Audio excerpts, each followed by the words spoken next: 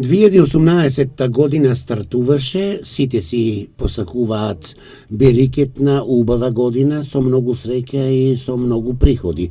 Но граѓаните ќе мораат и да штедат од јануари, бидејќи се истрошија за празниците, а македонскиот стандард е таков каков што е. Јануари, како секоја година, си е малку подолг од другите, затоа што потрошаме се за нова година, па за Коледе, па за Бадник, Божик. Ниски ни се примањата, пензиите ниски, се покачи од минатата година наваму. Само поради тоа не можеме да го искараме месец. А од што? Нема од што да се штеде. Тачно дека е многу скапо. Многу превише скапо, ама мора да се искара. Имавме и трошоци вај месец. Имавме трошоци и 5 празници, има овај месец, мислам, и 31 ден, се има врска, не е за едениот ден, ама многу. Со сите што разговарам, сите са некако радосни од една страна, од друга страна се потиштени луѓето, толку да можем да кажем.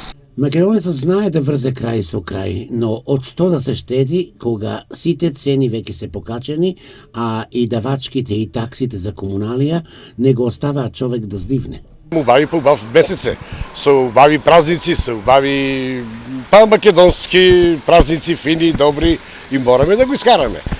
Па мора малку да поштедеме, али фино е. Сепак и у секој случај е добро. Мора да искараме, убаво да. И да штедеме, и сега што да правиме, многу тешко за животот е многу тежок. Нема народот парите ги потрошија и сега чак у февруар, у март. Овие 2 месеца многу тешки за живење. Во јануари ќе штедите ли со оглед на тоа што имавте? А што да штедиме? Јануари е најдежок месец. Нова година, Божик, Бадник и тоа. Со оглед на тоа дека јануари месец е длъг, имаме празници, ќе успееме ли да врземе крај со крај, со пензии, со цени од ја скапо? Па, на мене, како сам човек, доволно ми е. Ама морам да помагам и на внуков. Па, така, прекаруваме празник.